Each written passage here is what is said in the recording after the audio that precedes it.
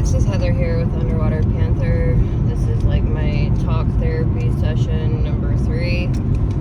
I am exhausted. I've literally had like 3.5 hours of sleep, broken up sleep. So I'm gonna kind of like, I gotta fix it real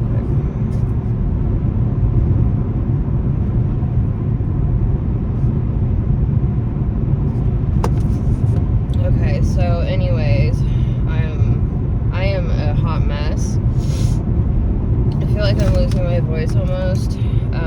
But anyways, so yeah, I just have a lot going on. I mean, I know we all do, but it is like super just difficult right now. I can't even describe. March 2025 is like going to be the most difficult month of this year. And I'm in the middle of the thick of it. I have been going through a great aunt on my Native American side passing away. I have been estranged and distanced from that family for a very long time. And so I've had to unblock my mother and my brother, the older brother, the middle brother, unblock them. I've distanced myself. My mother was not a mother at all. Growing up, I had a lot of childhood trauma up until I was 5. And my dad had to come and rescue me. The FBI were involved. All sorts of good stuff. And anyways, so she passed away, and my middle brother is in jail currently. I guess he's got 2 charges in 2 different counties. Drugs, violation of probation. I have not actually seen my own brother in years and years. I had to put him on block because he calls you back to back and back to back to back, begging you for money, and he just has not learned his life lessons by any means whatsoever. So,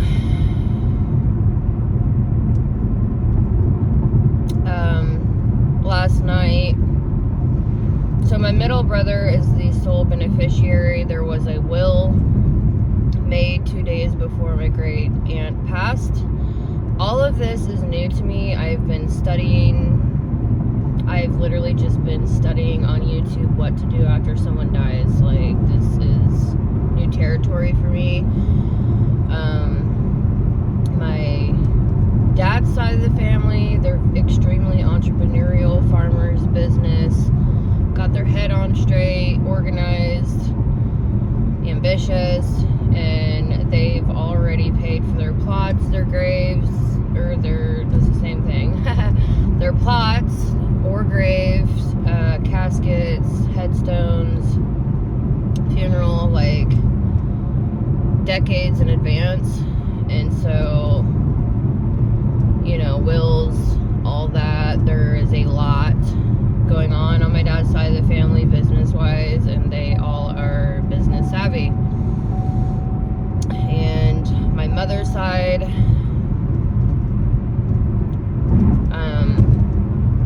is the Native American side, and there is just a lot of, I mean,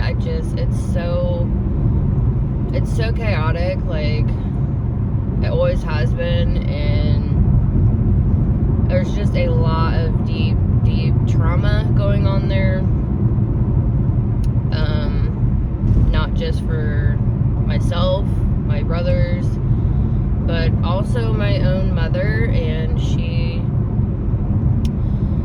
has been texting me books and books and books lately. I finally talked on the phone with her last night. I have not heard her voice in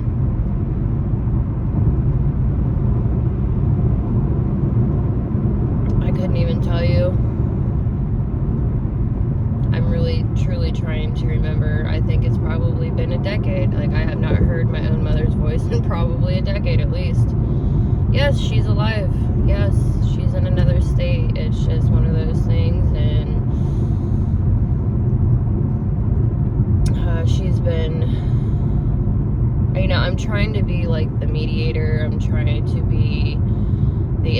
communication, the messenger, trying to get everyone on the same page, making sure everyone has updated information, trying to make sure priorities are in order. That's a huge thing. I have a Capricorn moon in the 10th house. I am just trying to make sure things are done as professionally as possible and that we have our priorities in order. Number one priority is to get her body out of the coroner's office to Kentucky. That has been an insane challenge. She passed away Saturday night. It is now Thursday. Oh my gosh. So I have been making phone calls with my brother. I have to pay for his collected, whatever you call them, jail phone calls. I had him on block for years up until now, and so I am doing this out of the kindness of my heart. I am putting trauma, I am putting unforgivable things to the side at this moment in my life. There are many unforgivable things between my older brother and my mother for myself, as well as my great aunt. I mean, no one is perfect, and we all make our own choices in life, and that is that.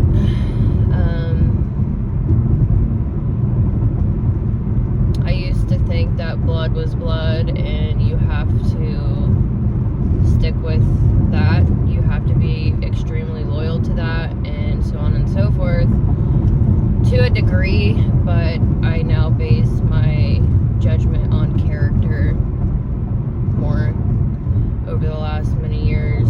I have changed as a whole. I'm such a different person than I was, 5 years ago, 3 years ago. Like, I last night I had to, my youngest brother and I'm the oldest, my youngest brother and I had the brunt of the trauma from my mother not being a mother. I'll put it that way. And then my middle brother was adopted by my great aunt and was taken as a baby from my mother. So he did not experience the type of abuse that myself and my younger brother went through. I'm almost in tears. I'm gonna keep my glasses on. And so my youngest brother and I just found this out last night. I ended up going to the estate, and I was going to, it's like my older brother, or my middle brother is a beneficiary. He's in jail, and so the next of kin is my great aunt's sisters, and she's got 4 sisters in Kentucky, and I have been in contact with one more, and then the other one we've been in contact, but not as much. So they are saying that they want me to deal with the estate. It's so much. I mean, when someone passes away, you're thinking about canceling Social Security, you're thinking about canceling driver's license. There are bills that need to be, the companies need to be called. It's like a matter of time. It's you're gonna be behind on bills are gonna get late. It's a lot. This is a lot. And her will was invalid because she had written it 2 days before she passed away. and she didn't have witnesses, and it was not notarized. So the will is invalid. I have not seen it with my own eyes, but supposedly she wanted to leave the house to my younger brother because my middle brother is in jail, which I can believe that. But due to it not being legal, my brother is in charge as of the moment. My middle brother, he is going to go to prison for 7, do whatever. I don't know. There's good time. Who knows, really. He's a habitual felony offender. And so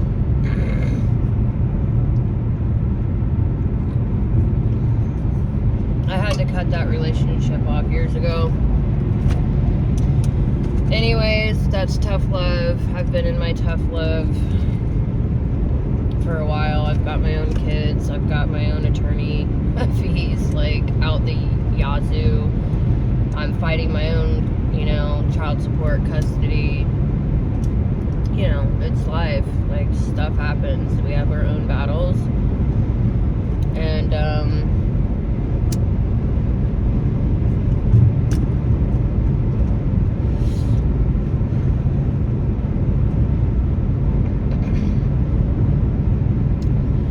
yeah, and so I went over to my great aunt's estate, and my younger brother's living there. He doesn't have a job, doesn't have his GED. That side of the family, I can't even describe what the hell.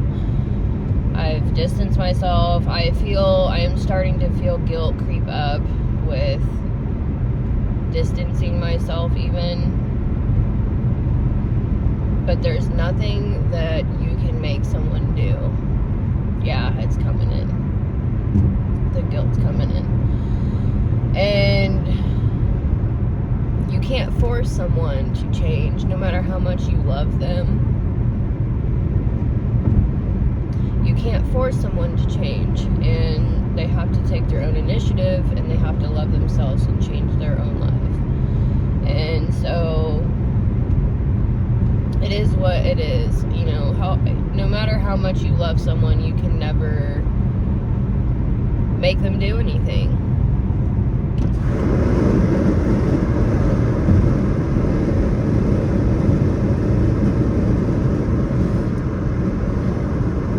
I'm not saying I'm perfect, obviously. I'm sitting here smoking a cigarette. Headed to work on 3 hours of sleep, trying to deal with this stuff as best as I can.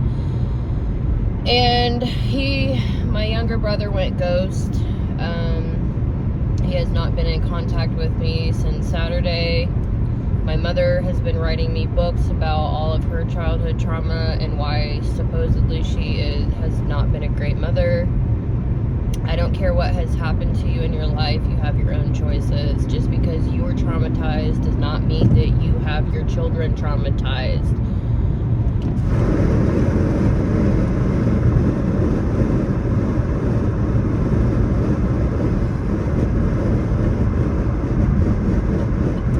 Take that to my grave.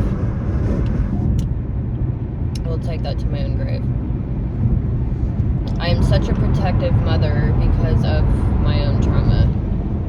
No one watches my kids besides me or my immediate family. I do not trust people at all. I know what the world is capable of. I know what humanity is capable of with evil. I mean, it's just disgusting. That is why I study criminal cases. That's why I study psychopaths, narcissists, pedophilia. I study cults. I study astrology, psychology, spirituality, every single system, philosophy system, religions. Like, I am deep intellectual. I get that from my father and my dad's side of the family. I know what's out there, and I do have my eyes open.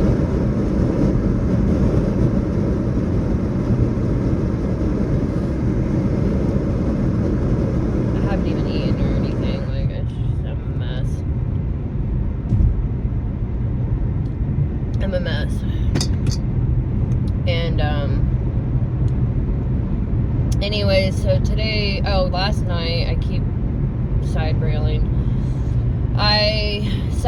my younger brother's, my great aunt's estate, and he's living there, no job, behind on child support. Somehow he is getting a criminal case for owing $5,000. Now my ex owes me like 13 grand, and that's crazy to put someone in jail for $5,000 that doesn't have a job. I understand the mother's side. I understand child support and needing support. I understand the other side. I understand that deeply. I do. I've been fighting my own battles for years now. And he's looking at 2 cases. So both brothers are looking at 2 cases within the system. I don't know what I'm going to do. The sisters are wanting me to take over the estate. I don't know bills. I went over there to collect bills just to try to get organized before the, before I try to manage this. And I knocked on the door, he didn't answer. I called him, didn't answer. I went to the back door. The back door was unlocked. And so I forced myself in. The place is an absolute wreck. She was a hoarder, totally disorganized.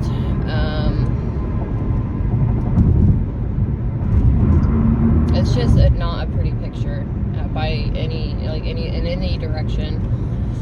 And so we ended up talking. My younger brother and I haven't talked for years, and we ended up talking for hours, and I didn't get home till early in the morning. And there's so many more family secrets that I've been aware of now, been told, and it just keeps getting deeper and deeper. It's just a lot to process. But my younger brother is the one that went through trauma like I did. Not as many years, but he is the only person on this planet that understands my deepest traumas. I've been waiting my whole life for him to open up. He didn't speak until he just doesn't speak hardly, and he was like me. I didn't speak until I was like 5 or 6. Literally didn't speak. You would sit me in a room and I would just sit there in fear. I would stuff my face with food and keep it in my mouth in case I didn't eat again. So we both had to go through speech therapy, and I've been waiting my whole life for him to open up about his trauma. And I waited, and I waited.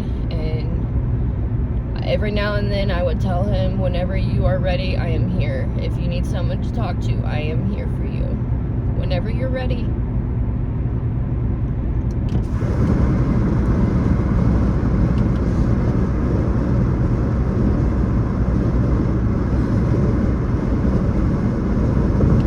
Last night was that night. He's 30 years old. I'm 36 now, and last night was that night. And so today, when I got home early in the morning, the coroner called me and told me that the funeral home in Kentucky finally got a hold of my brother in jail, and my brother has released her body to be embalmed and transported to Kentucky. She has a purse on her that I need to pick up, loaded with a whole bunch of stuff. I cannot even process. It's so hard to process all of this. Oh, God, I've got to help pay for the funeral and get her bills and Social Security and all that canceled and figured out, so. But I had been trying to call my brother's attorney. I mean, I've never talked to an attorney that talks to someone like this. He was very, very rude. I called the jail. I told the jail my brother needs to sign on her body. It is rotting away in the coroner's office since Saturday. My brother is the only beneficiary, and he needs to sign paperwork. So I kept calling the jail. I tried getting a hold of the judge. I tried, talking to his attorney, and they all just kept throwing me in a circle. Call this person, call this person. I've called that person, I've called that person. Finally, the funeral home got a hold of the jail. And he signed paperwork, and so now her body is being processed. Thank goodness. That was #1 priority for me. Good Lord. Good Lord.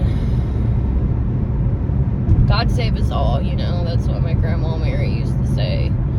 God save us all. And I'm gonna keep that alive. And so anyways, I'm headed to work. I need to eat and I'm gonna get off here. That's the update.